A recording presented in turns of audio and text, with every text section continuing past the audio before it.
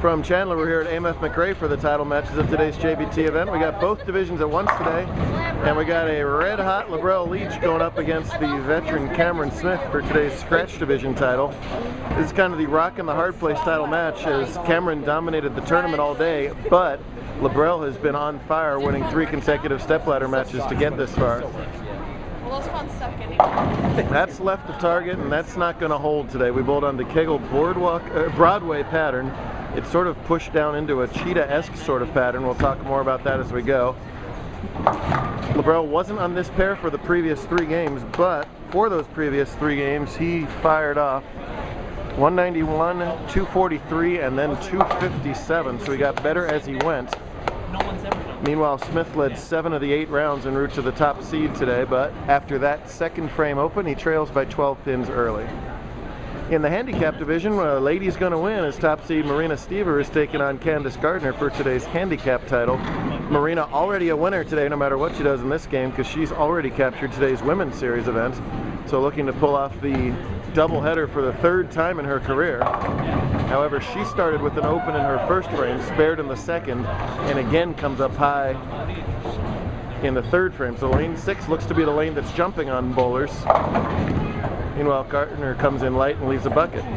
Whoa, no she doesn't, as the pins keep on falling, and that's actually a bad break to get more pins there, as she got the 2-8 to fall out of the bucket, which now turns it into a 4-5 baby split. Unusual pin action there, but unfortunately for Marina, a rather unusual miss there, a little sloppy on that spare. See if Gardner can pick up the now tougher 4-5. Yeah, nice job on the split conversion there for Candace, as Riley almost has a split conversion of his own over to my left, but manages to somehow avoid that. Leach playing right up the right side corner. Look at that. Wow! Whoa! An explosive messenger from Leach there. Whew. When these bowlers with all this power come from that far outside angle and they hit light, these pins will talk. As Cameron returns the favor with 10 in the pit there. The boardwalk pattern tends to make bowlers migrate out to the right because that's where they have the most room. It started out with too much friction out to the right today, so bowlers really struggled early.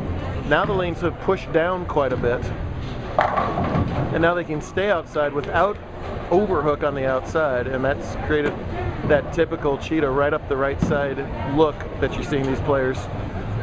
3 of these 4 players do to textbook form. Much better shot from Stever right there, gives her a strike in her 4th frame. Cameron, the only bowler sort of not following suit in this. However, for Cameron, this is playing right. You'll see Cameron playing 5th, 6th, even left of the 6th there on a lot of his shows. So he's still further left because of that extreme hand rotation he has. But that little bit of side roll that he has allows him to play a little bit further left and not get that jump that some players are getting when they miss left.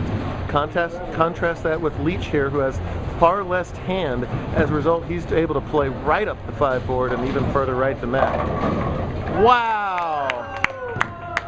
And then when you add all that together with great breaks like that, you'll see why Labriel is bowling for this title right now.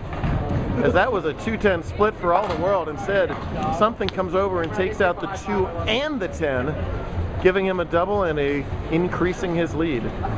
Candace's first top 5 with us. She's been struggling a little bit this year on tour. Has been struggling just to make the first cut. Made the first cut easily today. Made the top 5 as well, and made the final match here by defeating Alex Pellegrino in the semifinals, and then Lauren Douglas, another first-time finalist, in round 1. Before then, Lauren got by KJ Martinez by 1 pin to open up the finals. Stever working on a strike, has been high both times in this lane. Not this time though. Makes a nice little adjustment to get flush on the right-hand lane and doubles up. Gardner missed left on her first strike ball. This is a much better attempt at the spare. Oh, but chops the 6th pin off. Candace is getting pins in this match. She's getting 13 of them. Marina's got to win by 13 to tie and 14 to win. And she's leading by 2 still, scratch on the scoreboard. So still in good shape. Labriel working on that double. Boy, and almost gets another huge break rolling that 6-pin. Cameron might have fried an egg on his head if Labriel carried that one. See that little more rotation, so he's further left, still getting out to a very far right break point. That side roll that he has allows him to start further left. Beautiful shot. Cameron trying to capture the 21st title of his outstanding JBT career. Labriel, no problem at all, that 6-pin. This is the second to last regular season Arizona event of the year, so you got lots of statistics to be worried about too. Marina and Alex both coming up clutch. Right now, Alex and Marina are 1-2 in a handicap points.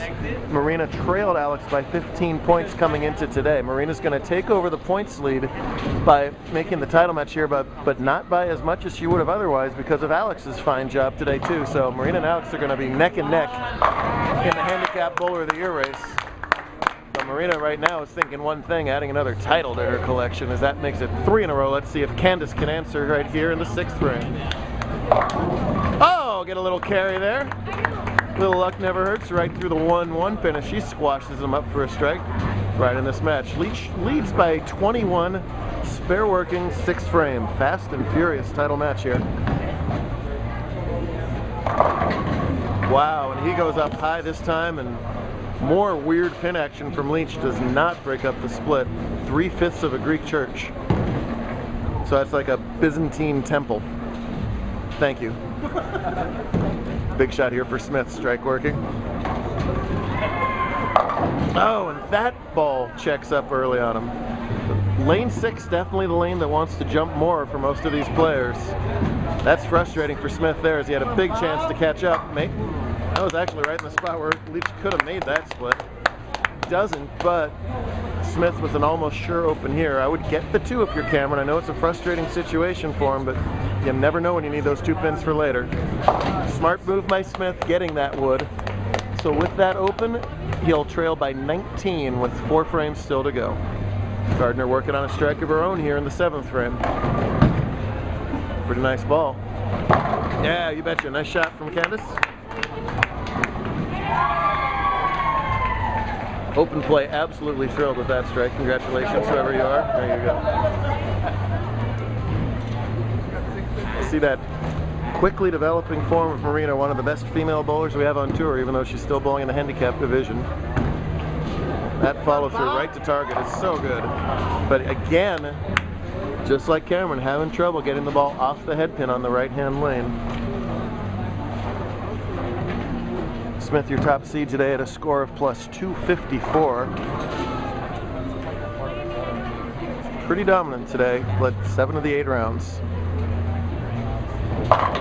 Oh, nice break from Smith there. I was a little left the whole way. I was worried about it, but that's the lane to miss left on if you're going to, and he trips out that 4. Look out. But for Stever, her second relatively simple spare of the match missed, and she knows it, and she's going to attempt to walk it off. Here she is given Candace 2 free open frames in effect. Can I be black boy? I don't have plaques here, but yes.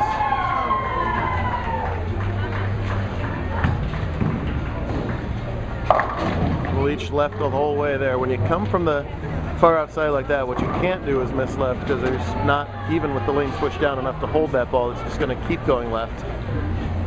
Not that bad to only leave the 3-9 there. This should be an exciting finish. You want to see it? Watch for it.